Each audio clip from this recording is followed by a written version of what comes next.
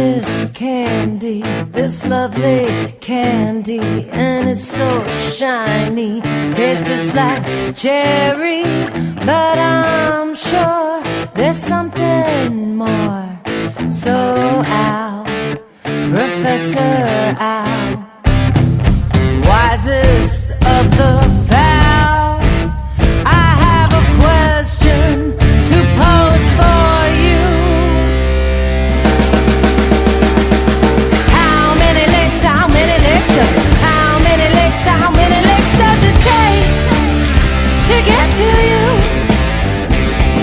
How many legs must I, how many legs must I take, get to you?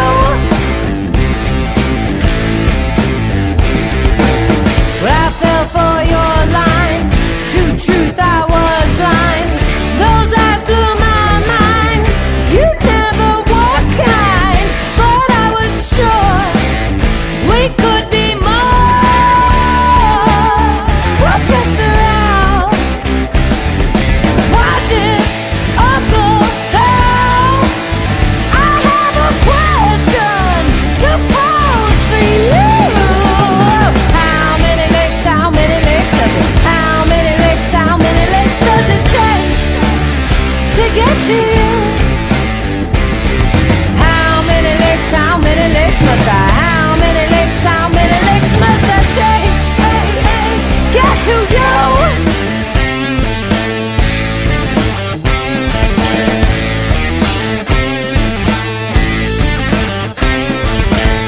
I licked my tongue raw, never got too far. I bought a new car, became a rock star, 'cause I was sure we could be more. Professor Al, wisest of the fowl, I have a question to pose for you. How many legs does it, how many legs does it take to get to you? How many legs must I, how many legs must I take, get to you?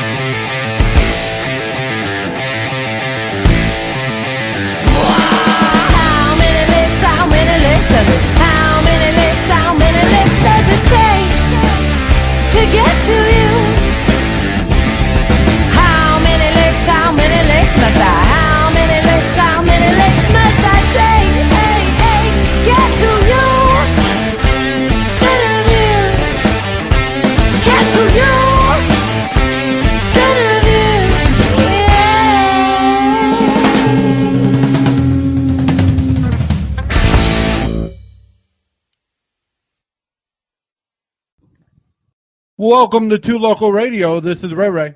And this is Chrissy D. And tonight we have Pretty Prefect. They're a band out of Knoxville, Tennessee. And from what I understand, their bio says they rock like Blondie met the Pretenders in a dark alley night fight as the Replacements drunkenly cheered while tottering on a ledge. Awesome. So this is going to be amazing.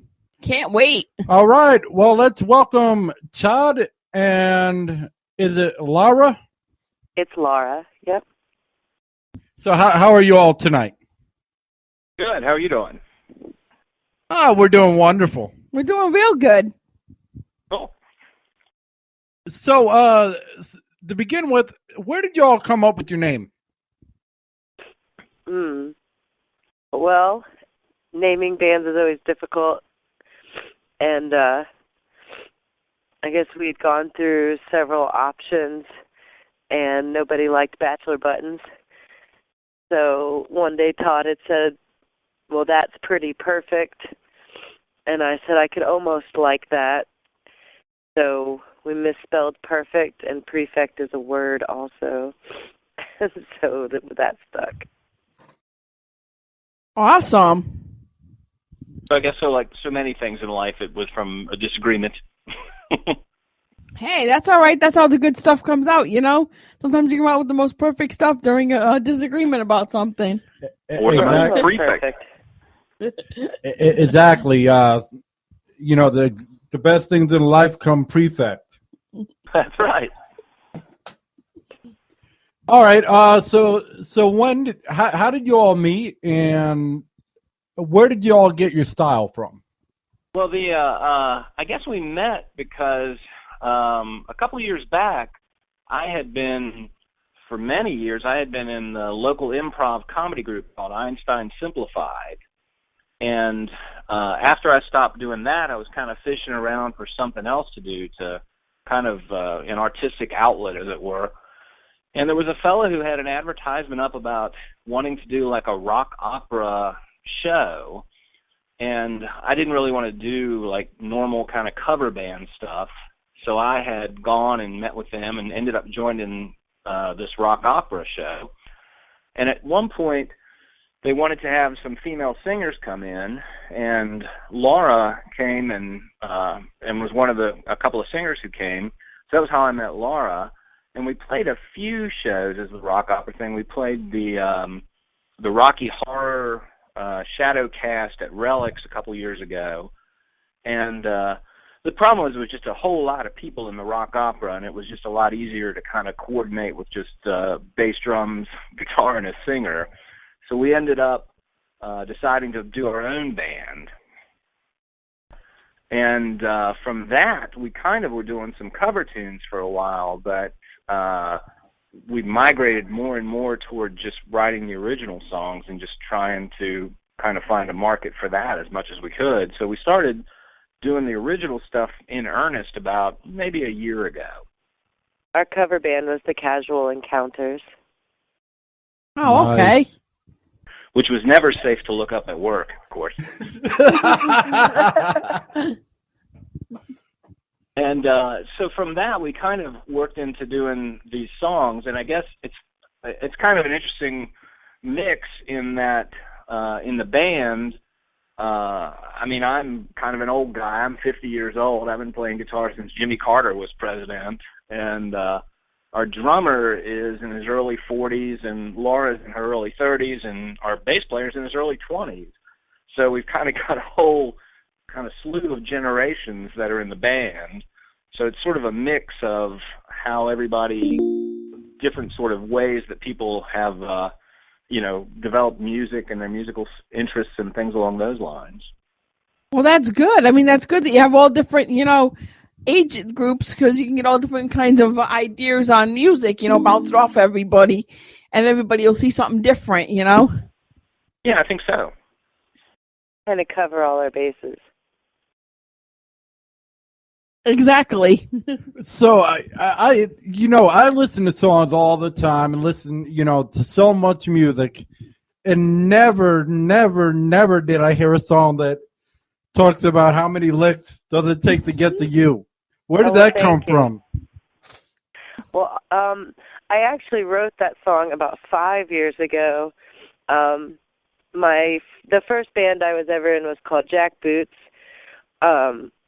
And almost all my old songs are about food and sex, and slightly violent. And I brought that song to Pretty Prefect, and they made it, or I hate to say made it way better, but really kind of finished it off, cleaned it up, made it way better. But that song is about, it's about Tootsie Pops, and can also be taken for any innuendo you so choose to put it in. And it was actually, about a fella and about doing everything you can and still not getting anywhere. And that's All what right. that was about. Just to let you know that we are always live and uncensored, so if y'all want to say whatever, feel free. Yeah, don't worry about cussing or anything. We don't care. Oh, Fucking A. Fucking A. I'm all for that. There you fucking go. Have whatever. Have you at can it. count on him. Yeah, I like that song. I really do. I just think it was so different. I was like, wow, this song's different. I've never heard a song like that before. The whole style is different. Yeah, really. It's like each song you listen to, it's like another piece of the puzzle, or another bit of the musical talent of the band. Yeah, it does. Well, thanks. That's nice to say. Yeah, when I walked into the rock opera show, I was kind of blown away at some of the musical talent that band had had access to, and I was more than happy to slide away with a few of them. So I was very glad to have met them and had an opportunity to get together with them. Oh, awesome. So why don't you all explain your musical background, since I couldn't. I'm normally good at digging up dirt, and here I felt like I was playing with the secret society. You want to go first, Laura? Well, sure. I come from a musical theater background. I started singing pretty legit when I was 13. Mostly, well, not just mostly, completely in doing musical theater, school activities, community theater, later into college. I have my degree in theater. I started doing rock shows, rock and roll, about 6 years ago with that band Jack Boots, like I said. And then we broke up, I guess 3 years ago. And I was on a bit of a hiatus until I walked in the room to do the rock opera show. Did what I needed to do to be working and practicing, but was very pleased to take a little sidestep and create the Casual Encounters with Todd, Jay, and Ben, and now we are here. That's pretty much where I come from. I started, I guess, writing. I write the lyrics to the songs, maybe a few melodies I could take credit for, but lately, for most of the newer things, it's been Todd. You'll have to excuse me. I'm a little bit sick, so I might be a little loopy in the head. Okay. Hope you feel better. Loopy and Todd and I collaborate the most on the songs that are coming out these days. But I started writing, I guess, about 7 years ago, thinking about writing songs. But I definitely have a theater background. That's where I learned to sing. Well, I learned to play guitar years and years ago when I was a wee little kid back in the 70s, and the stuff that I loved growing up was like the Clash and the Sex Pistols and the Who and Led Zeppelin and all the kind of more heavy kind of things along those lines. And was always in bands from the time that I, had my first cheap J.C. Penney kind of guitar. And it never seemed to me like it was a big thing to write songs per se. All the bands I was in, everybody kind of just started writing right away or just sort of changed things around here and there. And I grew up outside of Washington, D.C., and a couple of the bands I was in, it was a sort of situation where when we did original songs, this was back in the early 80s, if you wrote the song, you got to play guitar, but if you didn't write the song, you had to play bass. So we would show up to practice, and, you'd show up with 25 songs and be like, well, I'm going to play guitar today. I'm like, I got 25 songs. Here we go. And, 20 of them would be absolutely horrible, and 3 of them would be pretty bad, and 2 of them would be, questionable. So over the years, I've kind of always sort of taken the approach that, just I'll write as many things as I can, and anymore what I try to do, because Laura writes the lyrics, and I'm not all that concerned about, she's got to sing them, so I'm happy that she wants to write the lyrics. So I'll write melodies, then just play them on the guitar or something along those lines and do the music to it and just give it to her to kind of fill in the lyrical content of it. I have come up with some of my own melodies. A few. Well, that's cool. How do you guys come up with like some of the songs? I mean, are they from like personal experiences or experiences from somebody else, or Well, like I said, most of my How Many Licks was in a compilation with songs like Easy Meat and Dig In, and a lot of those songs I used. I guess I was in a sex, violence, food place in my life, and most of the songs I wrote initially years ago were food innuendo songs, and from there I started taking a media. Because I watch a lot of trash television. I openly admit that, and so I started writing songs that were kind of based on some of the TV I was watching. It's not on the EP, but I wrote a song called Not Gold that's about toddlers and tiaras. I do feel that two of the songs on the EPs are a little more personal. I think I've grown, if I say so myself, a little bit as a writer, and reflected a little bit more on my own life. But Kissing Spider-Man clearly is, comic book movie with Arya's Arya, Game of Thrones. I've found it's a lot easier. The Little Engine is Stephen King, Blame the Train from the Dark Tower series. I hate to say it, but it is easy if you can kind of sort of use other people's words and and make them your own. Exactly, but it's how you make them your own. I mean, some people can try to do it and they just suck at it. Other people, like you, are fabulous at it. Oh, well, thank you. I like to think so. The things I've written about, I am a fan of. Whether I call it trash TV or not, I am a fan. So. I We're still totally hoping Stephen King will hear The Little Engine at some point and be very pleased. So would you all say that you're more of a party band, or that you're somewhat meaningful, or completely meaningful, or how would you describe your band as far as if it's more of a pretend situations or more like real life? That's an interesting question. I mean, for a while I've sort of, whenever you do any of these kind of things on lines, like with Reverb Nation or something, they want you to pick a genre or something that you would be pigeonholed in, I guess, for, in a kind of negative sense. But I understand that people are going to search for broader terms or something. And a lot of the times I've sort of thought of us as power pop. But in recording the songs that we did for the EP and going back over it, I mean, it seems like we're kind of more of a rock band, I guess.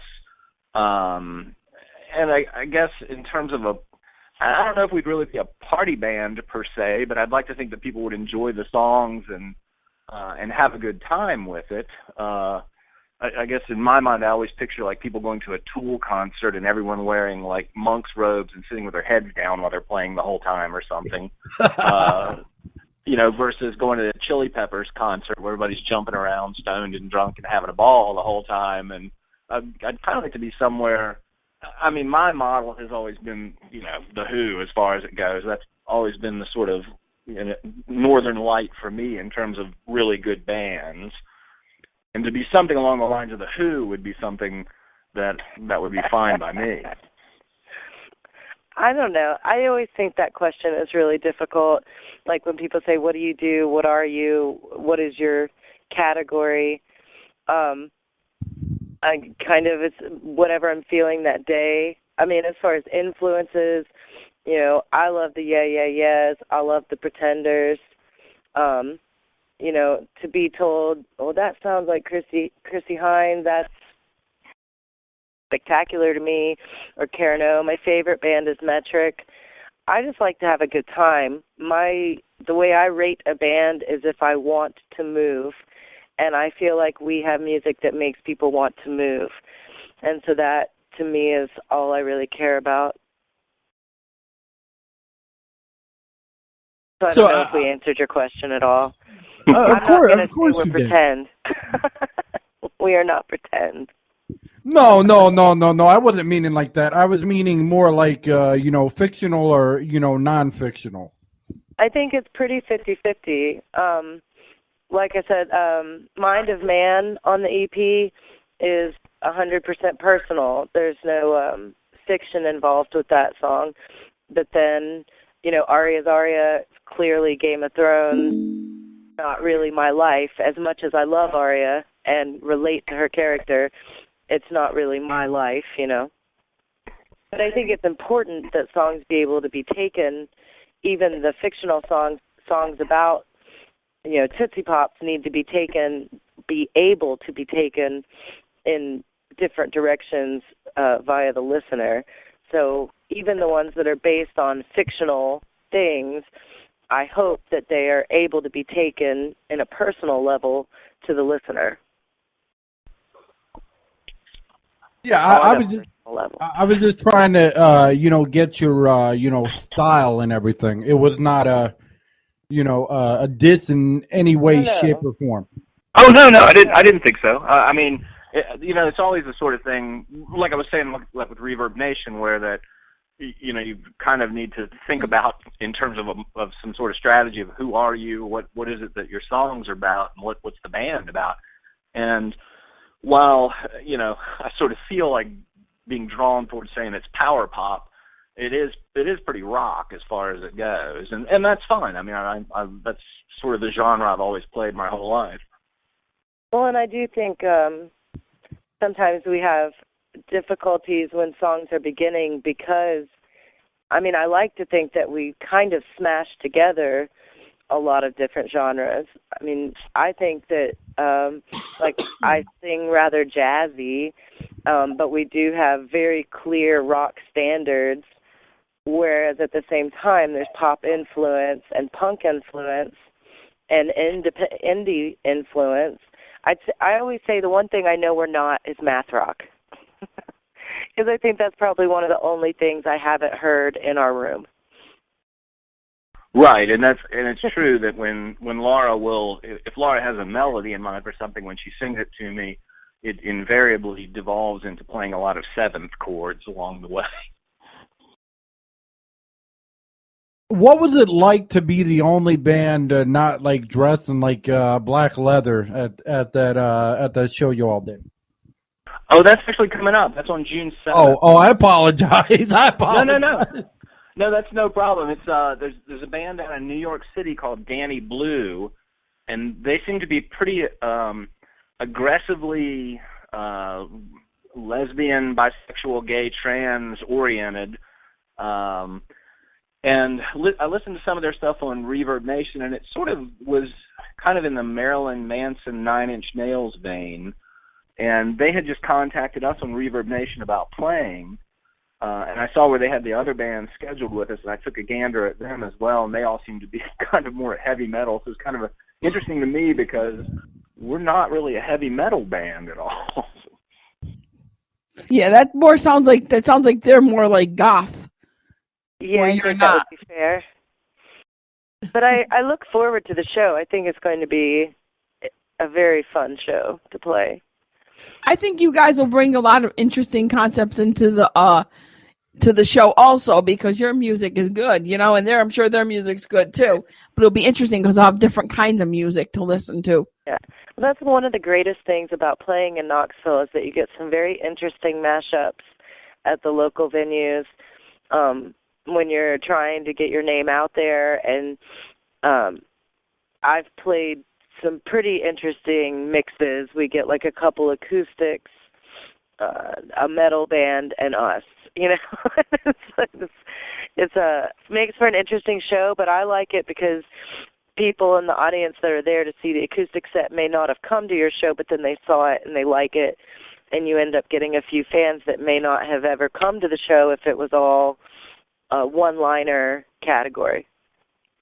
So instead you get people who are there to listen to the folk music or listen to the rockabilly music or listen to the metal music, and here we are in the middle of it, and they typically do like it because we rock. So it gets some exposure out there that people may not have walked through that door if you weren't playing with an acoustic set.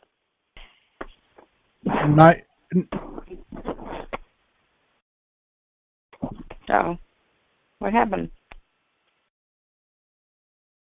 Still there? Yeah, Yeah, we're still here. We're still here. We seen that there was a caller that wanted to say something, so we just shut up. Oh, Hello, caller? Caller, did you want to say something? I guess not. Okay. Well, All right. if they change their mind, they can. Exactly. We like to do that. If there's somebody else on there, we're just the ones that have the outlet. That's all. Yeah, we basically hand it over to the band and we let them tell us their story or whatever they want to tell us. We let them do the talking. Exactly. I'm a Mike Hogg on a regular show. So.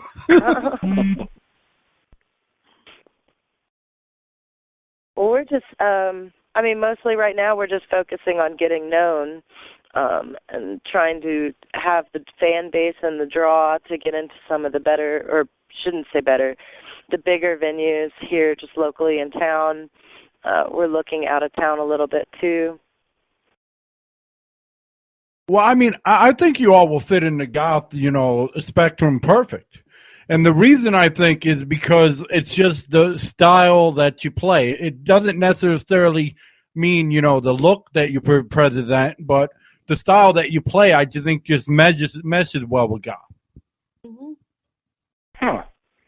I guess it could, I sort of see what you're saying. I guess I hadn't really thought of it in those terms, but there's a certain dramatic flair to it that goth seems to have involved. Yeah, you guys are drama. It's kind of like a goth rock kind of mesh together. It is. It's a good mesh though. Like I said, I really like it. I think it's different. I love to hear different. That's what made me stop and want to listen. But if you look at their music as a whole, when I was listening to it, it's phenomenal in my opinion. Well, thanks.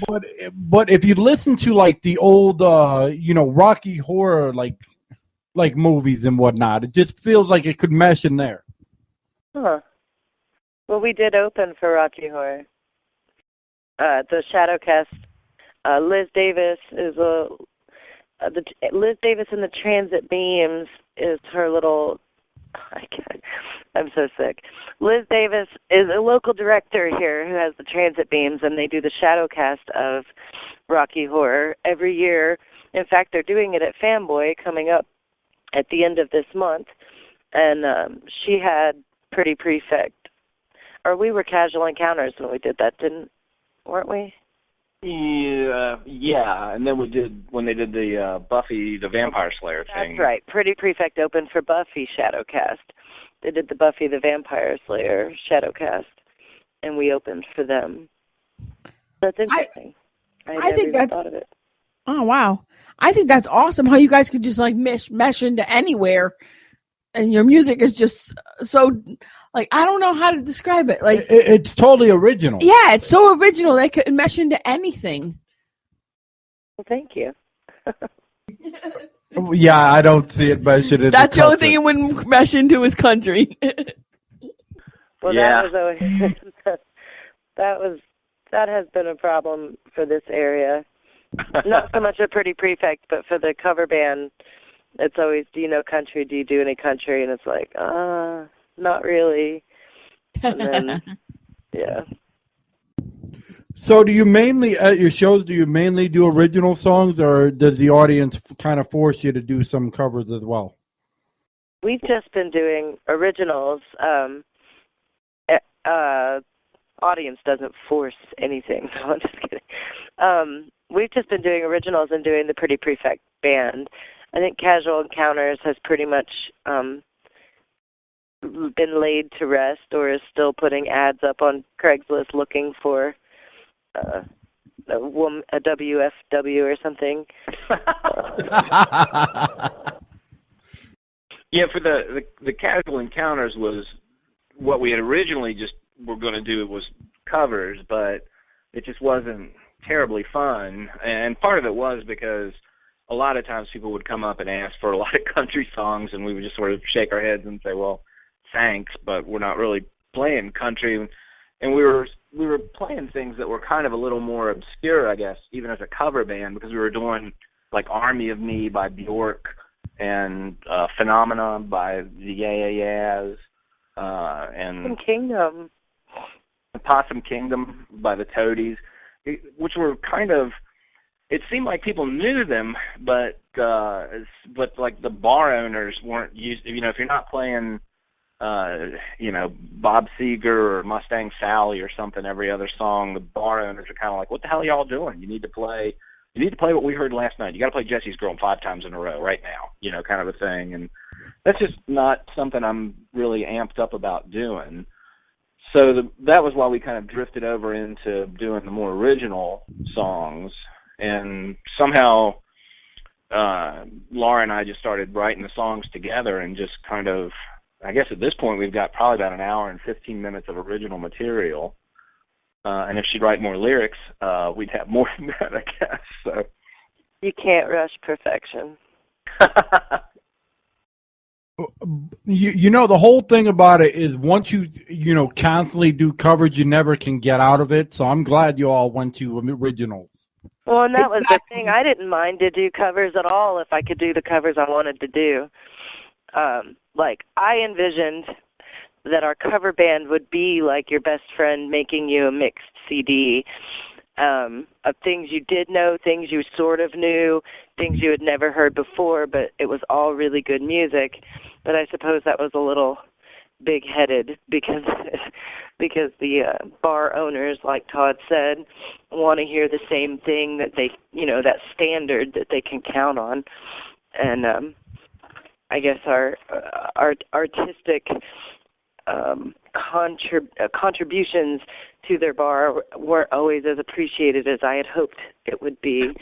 Although the audience always seemed to really enjoy it, and many people were like, man, I've never heard that song at a cover band. That was so awesome. Or, for example, the Possum Kingdom, Toadies. Most cover bands won't touch that, not only because it's not standard, but because it's exceedingly difficult. Or covering Bjork with a live band is not the easiest thing in the world, and I had thought maybe it would be a little more appreciated. But neither Todd nor I were really all that interested in bending to those rules. And and I mean, truthfully, the thing of it is even doing covers in Knoxville, they're not paying a whole lot of money for cover bands. I mean, it's like $400 or $500, and if you kind of do the economics of it, to go and set up, and most places want you to play for 3.5 or 4 hours, so it's like 6 hours, out of your day to go set up all your equipment, play the songs, break it all down, tear it all down, take it home. And if they're going to pay you $400 for 4 people, that's $100 for 6 hours of your time. I mean, it's not much money. And time to learn all those songs that everybody wants, songs that you don't really enjoy playing in the basement, but you have to do. It just becomes much more of a job, which I would not mind to sing for a living, for a job, but I also don't want to not enjoy what I'm doing. So yeah. That makes a lot of sense. So when you all aren't, singing and performing and writing, what would be your typical day off? Well, I'm actually a lawyer, so for me, I go into the office in the morning and I work, and sometimes I have jury trials, and sometimes I travel. Todd. Oh, the day off? Yes. Oh, I thought you said a typical day if we're not playing music. Gosh, Well, I don't know. sue us. No, I don't do that kind of law. But I mean, that's what I do on almost every day is that. So I read quite a bit. I should get out more. I've been trying to get out more. I used to go out more years ago. I read a lot. I watch trash TV. I crochet. I write in my spare time. I'm a pretty domestic rock and roller, really. I really enjoy being at home. I like easy days. I like the sunshine, back porches, lemonade, that sort of thing. I don't really cause a ruckus, or at least I try not to. I get in my fair share of trouble, but I try to avoid it. I'm sure that's everybody. Everybody has their, moments where they'll get into some kind of trouble. But yeah, I'm the same way. Rather just stay home and keep quiet, Yeah, I think that's kind of shocking, or not, well, maybe shocking, but it seems like a opposite of what a lot of people would think, I suppose. Like when you say you have a band or you're playing shows, I think a lot of people don't expect that you're like, oh my God, I'm so ready to go to bed. I'm just ready to read a book. I need to work on that blanket I'm making for my sister. Make some biscuits in the morning and gravy. I'm not sure it always lines up that way, but that definitely is how it is for me. And I think that's the way it is for a lot more people. Performance is performance. And some people make it a lifestyle and really, that's how they want to live, and more power to them. But for me, I like to perform. Like I said, I was a theater major. I like to provide entertainment. I have a good time doing it. I want to see other people having a good time, but my time off stage is my time, and I like to live my life, which, the less drama, the better. So in real life, the more drama, the better on stage, but the less drama, the better in real life. All right. Well, why don't you tell us, an interesting story, on the way to a show or on the way back or whatnot, where things just weren't your typical, or things, happen. Like if you have a road trip story. Well, we could talk about Ben on his phone. No, I don't need to talk about our bass player having an argument with his girlfriend all the way somewhere. That's not a fun story at all. I'll tell you, years and years ago, back in the early '80s, when I was fishing around for whatever in the world was going to go on, and I wanted to be a rock star and all that kind of nonsense, a buddy and I moved from Winchester, Virginia, which is where I grew up, to Los Angeles, because we thought that was where you went to be a rock star. So we bought this piece of shit van and drove all the way to L.A. because that was what we thought you were supposed to do. And as we're driving out there, the sort of pressure of being two 19, 20-year-old boys driving somewhere and drinking a lot and taking whatever drugs we had and this, that, and the other, were kind of getting to us, and it was the middle of winter.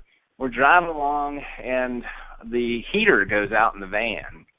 So we decide it's this old Ford van, and we can open the engine is a mid-bay van engine, so the engine is in between the two seats in the front. And so we think, well, we can open up the engine bay because there's heat in the engine, and that'll be all right. Well, it turns out there's a lot of exhaust fumes that come up as well. And so as we're driving along through Texas, which is an entirely straight road, I guess, we're driving along, and it looks like the road is making a big S in front of us over and over again. So we decided we should probably stop somewhere and eat. And as we're sitting there, my buddy, who by this time I've absolutely grown disgusted with him and want to kill him, I think he's died because of the exhaust, and he's sitting there in this restaurant, and I'm thinking, wonder if I could get his wallet and leave before anybody knew he was dead at this point. You're a beautiful human being, Todd. He lived. But at least he's honest. Yeah. Would you say he lived? He lived, yeah. you did exactly what I would have done in that situation. So. I don't, excuse me, I don't really have a on the road story. I guess my most interesting story was there was a venue here in Knoxville called the Birdhouse, and it's just an old Victorian house, no central heat and air. And I played a show there in July. It was very, very warm, and we were about halfway through the set, and I realized I was too warm and entirely too drunk. And I knew I was going to be sick, and all I had was an empty Pabst Blue Ribbon can. And so I was singing songs and then in breath moments puking in my can to keep it together, and then singing songs and puking in my can and singing songs and puking in my can. And when the show finished, finally, I just ran out the back door. My sister, God love her, threw ice water all over me, and I recovered. But I had a couple people after the show wanting to make T-shirts that said "Rock Stars Puke in Beer Cans." Hell yeah! I don't know. Like, it was like my most hardcore moment, I guess. But I have since that day, proudly enough, not been in that situation. I no longer allow myself to be quite that a mess on stage. Or just pretend I am, like, you know, like the old stars, like Dean Martin or something. There you go. So have you had any, I know that you all are, you know, a newer band as far as this formation, but have you had any fans that, you know, said that, you know, your songs like touch their lives, or that they mean something totally different than what you all written them for? Well, it's kind of funny because, you know, you hear like people say that if I could just touch one person with my art, I would be satisfied with my whole life. Well, the song Aria that we did, we got the Reverb Nation site, and somebody who had come to see one of the shows sent us a message on there and said that she was having a crappy day and that she'd really like to hear Aria because that would make her feel better, and wanted us to post that as one of the songs on there.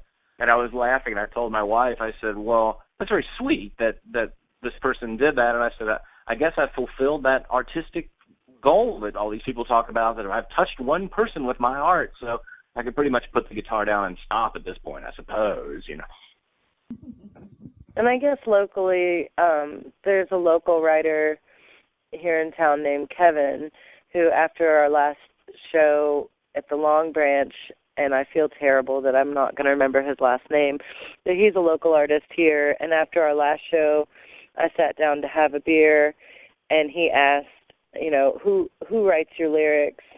And I, you know, humbly said that I do, and he said, well, he said, those are really, really good words. So it's not a specific song, but I guess that fulfilled my heart a little. Or a lot. It fulfilled my heart a lot.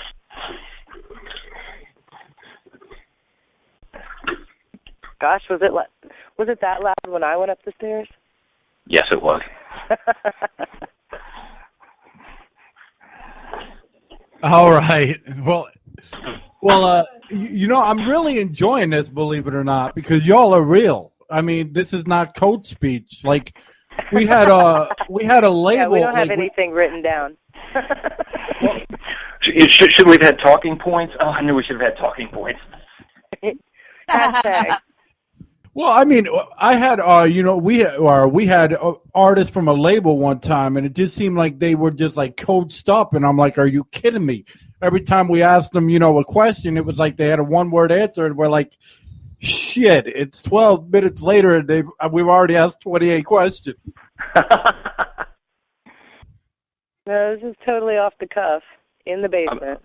I mean, I'd happily jibber-jabber about old bands from years ago and things like that if you want, but... You can have the mic, you can jibber-jabber whatever you want.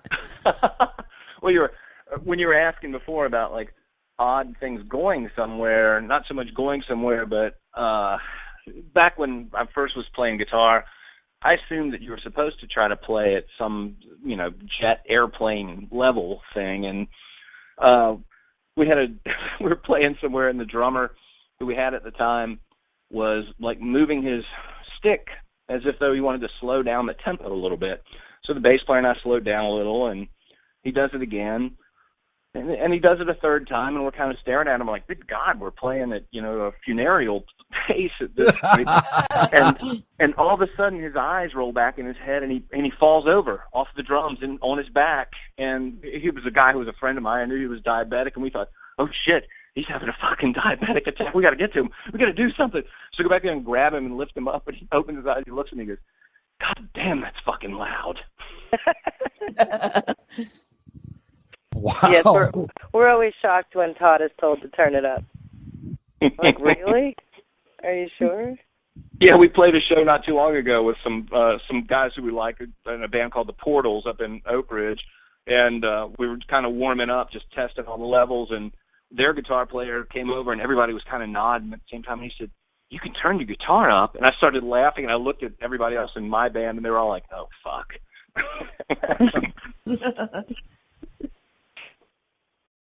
So you like to play loud then? I'm sorry, I didn't hear you. What?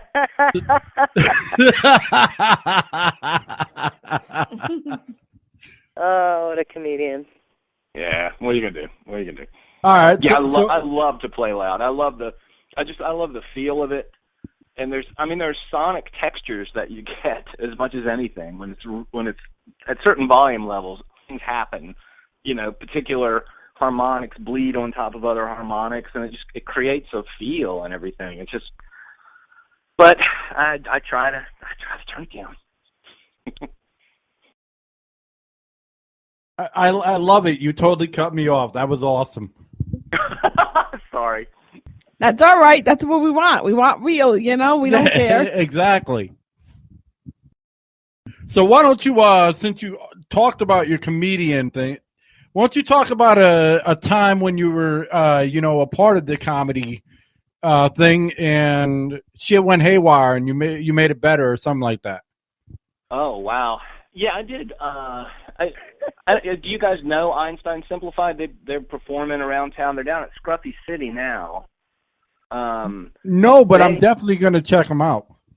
Yeah, it started back in about 93, I guess, and we moved here in about 95, and they were at Manhattan's when Manhattan's was open back then, and there used to be an open mic night, and Einstein Simplified would open for that, and they announced that they were looking for members from the stage, and my wife went over after they finished and said, well, my husband's funnier than all of you guys, so he should probably be in your group.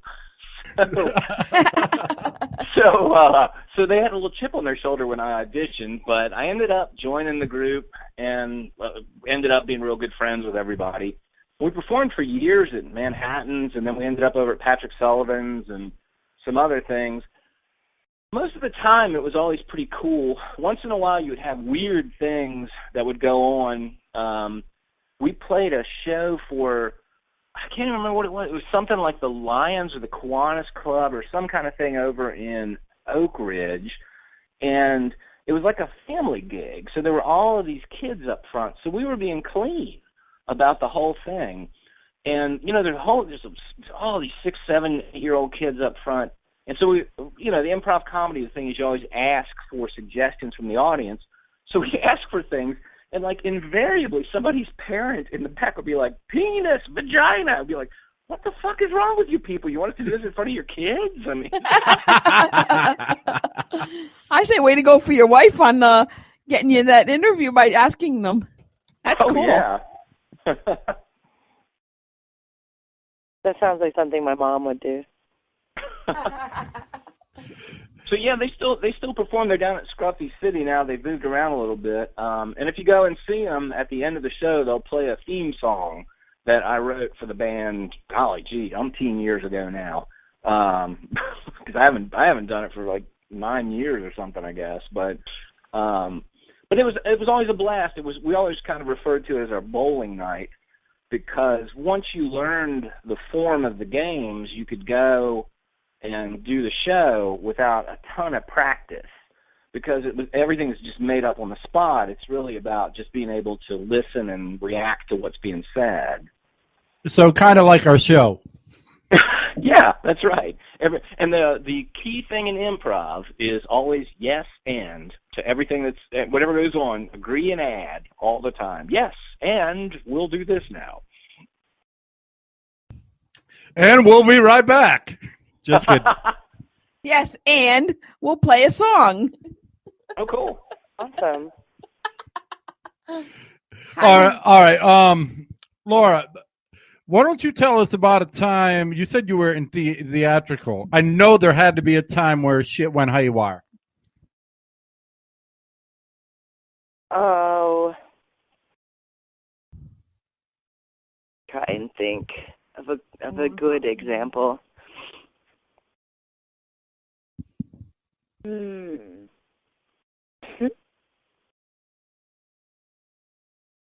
She's like, out of all the questions, you got to ask that one, right? And you got to put someone on the spot that's not feeling well. Come on, hon. No, that's okay. More technical things than, on my end of things, I guess we had, like, mic issues when I worked Deck AV. It's just not as funny as Todd's stories. I'm trying to think of something more specific. I guess way back when I did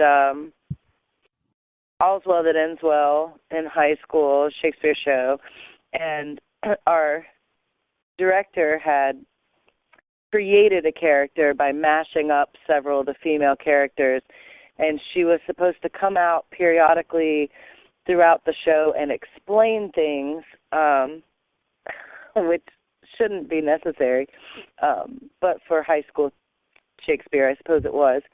And but the director had written each of these parts herself, and some of the explanations were just as confusing as the show itself. And I came out and was supposed to be explaining how when people lie, it's like a complicated yarn, and I got lost in the monologue of it and just kind of looked out at the audience and said, yeah, I don't get it either, and just walked off the stage because I didn't know what else to say. Yeah, it is complicated. But I don't know. I've had the opportunity or the luck to work with, when I did the Clarence Brown Theater in college, with really excellent individuals to where even the moments we knew were wrong really got pulled off exceedingly well, to where they weren't even all of the, very uncomfortable for any of us. Mic issues were always the bigger, crap issues, where all of a sudden, like, we use halos that go around your head and rest on your forehead, or some people would have them right by their cheek. And, actors having their mic go out in the midst of everything can be hell for everybody, because every actor is the most important actor, of course, especially to themselves. And so, you're trying to fix an issue. I guess there's been some diva moments, but even, I know. Okay, when we did Amadeus, this is not all that funny, but I guess it is. When we did Amadeus, which was a very big production at the Clarence Brown, involving the Knoxville Symphony on stage through the whole show, and we had wonderful actors in from New York and everywhere else, and the man who played Amadeus, our main character, we had glow tape on the stage for exit at the end of the show because everything went pitch black, like all the way black. And I had a flashlight on the side of the stage so that he would know to come towards me, that you couldn't see from anywhere. Anyway, he walked off the stage into the pit, into the orchestra pit, and that was pretty atrocious. I'm not sure that's very funny. But I guess, I can laugh at it now. He was fine. He wasn't injured. But that was a big to-do. Show's over, everyone's applauding, lights are down, and then he crashes off the stage. It would have been funny if you were injured, actually, I think. But. Well, I'm sure he didn't feel good. I felt really bad for that show, for him doing that. What's funny is only on Too Local can you get people to talk about their backstory by asking different questions that have nothing to do with it.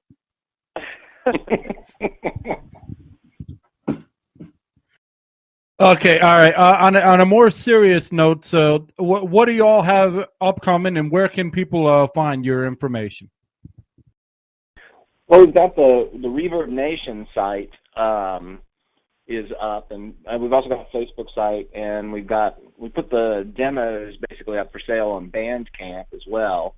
And if you type in Pretty Prefect, it's always going to ask if you're looking for Pretty Perfect. But I think we've kind of got enough out there now that it'll find us. So you can find like videos on YouTube as well.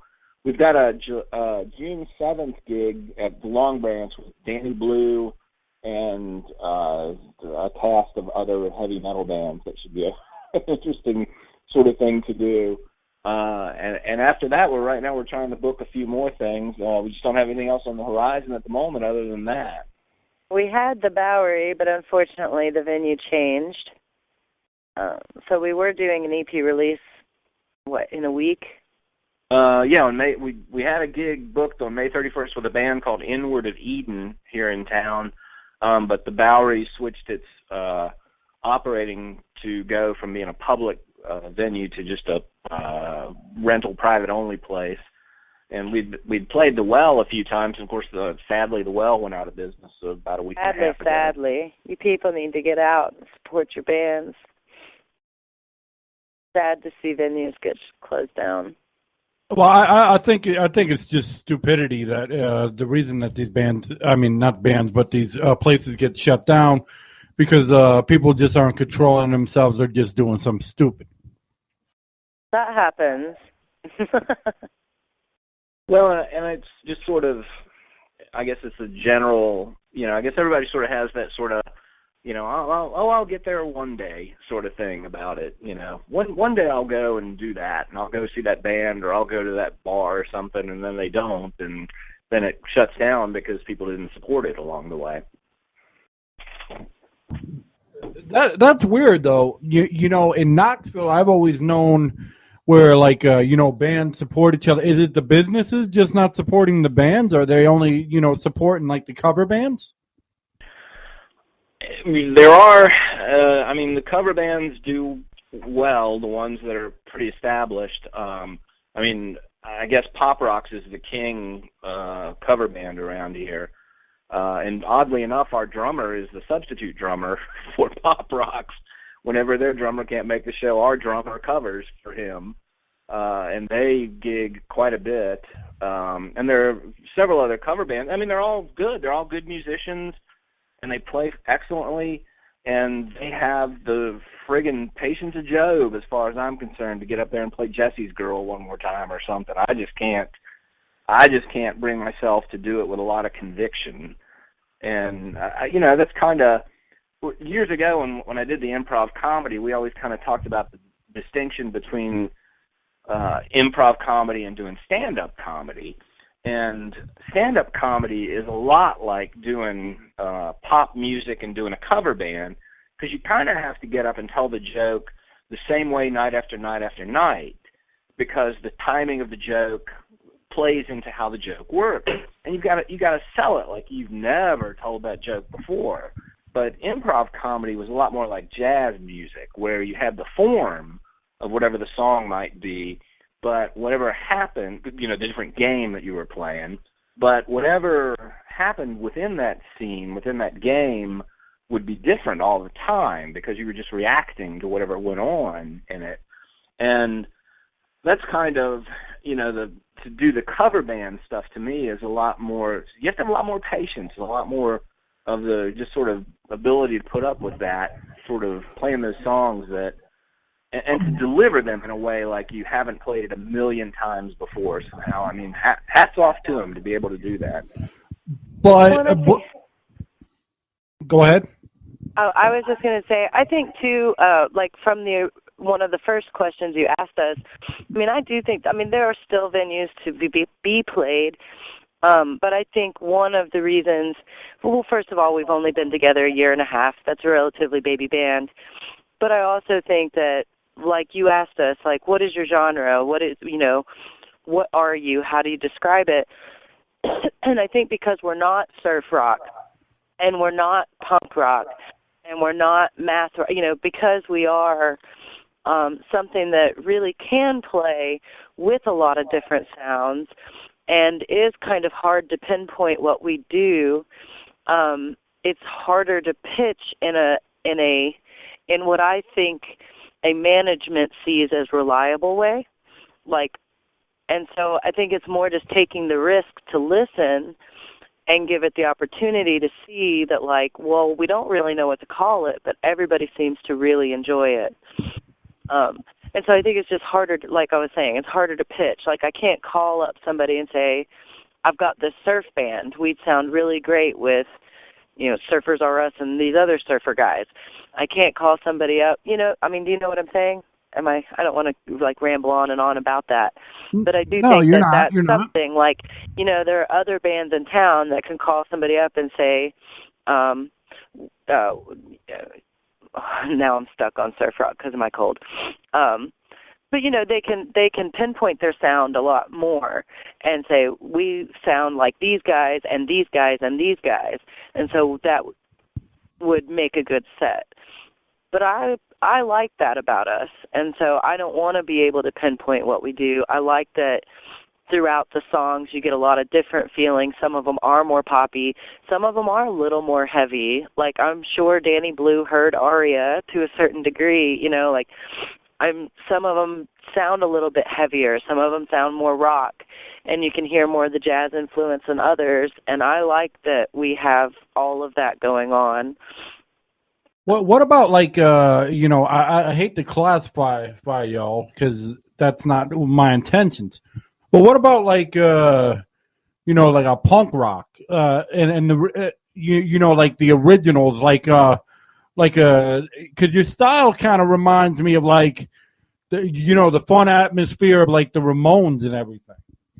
Oh, that's nice of you to say. I mean, I grew up. I grew up playing. I first learned to play guitar by playing along with the Clash, by playing along with the Ramones, by playing, and then with Led Zeppelin and the Who, and then XTC and the Replacements, and these kind of bands that were sort of heavier bands. And I guess that I've always sort of played aggressively in terms of playing my guitar, so there is a lot of that. I think there's a lot of that punk energy, I guess, and. The Replacements were a band that I just absolutely adored and thought that they were kind of power pop, rock, punk sort of things, and they kind of defied that sort of expectation as well along the way. Because you had a song like Androgynous, which was, Westerberg playing the piano, and I think they were rubbing sticks together or something to make the percussion in the background, and that was a very jazzy song as well. I would say if by punk rock you mean I do what I want to do and don't give a fuck, then I would go there. There you go. That's what I'm talking about. Yep. Punk rock's a form of rebellion. I guess and then to think about it in terms of classifying the songs, it's sort of they're things we're not. We're not funk. We're not. We're not country. Hey, we're pretty not funky. Metal. Yeah, we're not metal. We're not, these sort of other things. And so it's sort of, I guess, a process of elimination comes down to to me, it's sort of like rock and pop and that kind of heavier pop sound. It's old school punk with the new school flavor. There you go. Almost, I thought of also like a Depeche Mode too. I thought of. That's something my neighbor grew up on. I like Depeche Mode. Very well-written songs, excellent melodies, I like the tension and release throughout those songs. Good stuff with them. Well, that's what I thought of. I thought of them when I heard your music. I thought of Depeche Mode. Huh. Now, as true musicians, what do you all think of? I like to ask bands this. What do you all think of the auto tunes and the lip sync and everything? Does that just really discourage you? People are going out doing that, or you all okay with that, being real musicians? I guess in terms, I mean, auto-tune to me is kind of odd because it's, I guess if it's used as an instrument from time to time, I guess I always think back to like Laurie Anderson using auto-tune, doing Superman and things along those lines, or Language is a Virus, where it seemed like it was more of a color that she was using to paint the song. But when it's kind of covering up the fact that somebody can't sing and that it's really pushing the, the vocal has to be auto-tuned or it's going to be dreck, then I think it's problematic at that point. But if it's something that's being used as an instrument, you can get away with it. But I guess if every song had auto-tune, God, that would be so boring to listen to after a while. It sounds like a robot singing after a bit. Very true. I think, sadly, that has more to do with the audience. I mean, people dictate what's going to work, and I think it becomes easier for people, like, to hear auto-tune type of things, I suppose. I'm not sure why, but I mean, me personally, I guess I would have to agree with Todd. Like, I'm not opposed 100%, but I'd rather not just listen to somebody who can't sing but has a good producer, like, but that's, I mean, a lot of things are very produced today, and I think that's one of the beauties of local music is that you're typically, when you go to a local show at a smaller venue, you're going to be seeing people who are just working on their own and doing their own things, and you're going to hear them the way they sound. And I think a lot of times you end up with a better show than a big show where maybe there are more people, more money, more merchandise, more things, but you're not getting to know those artists the way you would in a smaller venue with just a microphone and some amplifiers. And I think audiences are very forgiving as long as you're not lying to them about shit. And as long as you come out and present yourself and try to do your best and do a good job, audiences are really forgiving of a mistake or two. I mean, if you can't play, that's a whole different matter. If you can't sing, that's a whole different matter. But, if you fuck up and miss a note here and there or if something happens, that one song we do, Aria, is actually in a different tuning, and one of the foot pedals I've got will retune my guitar. In effect, is what happens. Oddly enough, it auto tunes my guitar to a D instead of to an E.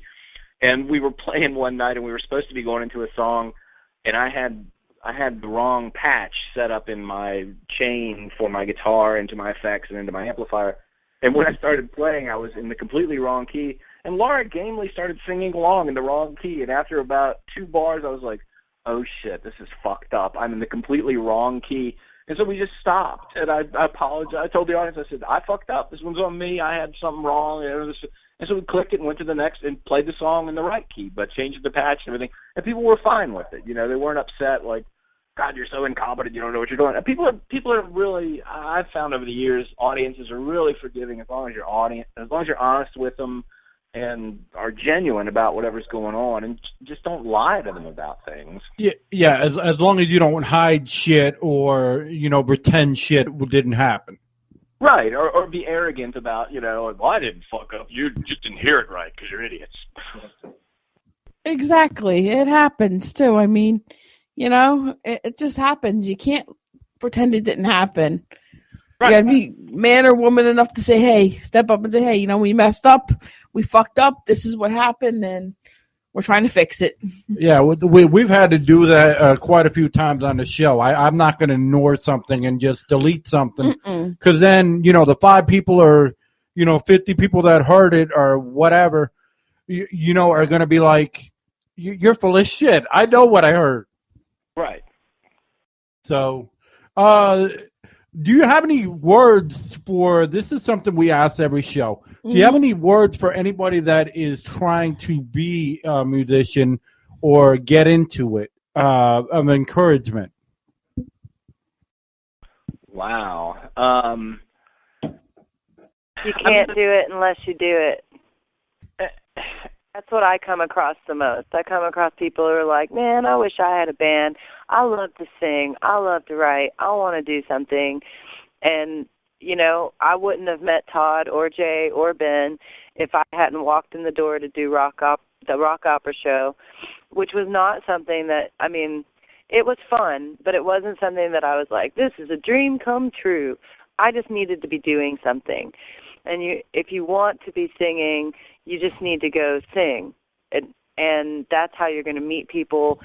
That you've got to risk it. You've got to do something that maybe you think is not so cool or, you know, is not even really your style. If you're not out there, if you're not saying, okay, I'll sing that song, if you're not answering the Craigslist, if you're not going to the shows, if you're not talking to people, it's not going to happen. You're going to sit in a room saying, man, I wish I had a band forever. And be honest. I think that's the only thing I would say, and then I'll let Todd talk because I know he wants to. But the only other thing I would say is be honest. Don't, you know, it's hard and it seems really scary to say how you really feel about something or to expose that something really did hurt you or that you are a human being. But those are the things that people relate to the most, and even though it might, like, feel very vulnerable, that's what people like. They want you to be vulnerable. They want to kind of, like, experience your human experience, you know, with you. And I think people can tell your kitsch from your realness, you know. I mean, don't get me wrong. We have some kitsch. But I think you can tell which songs, like you were saying earlier, have a real fictional base to them and then the ones that don't. Wow, that was good stuff. I'd say ditto.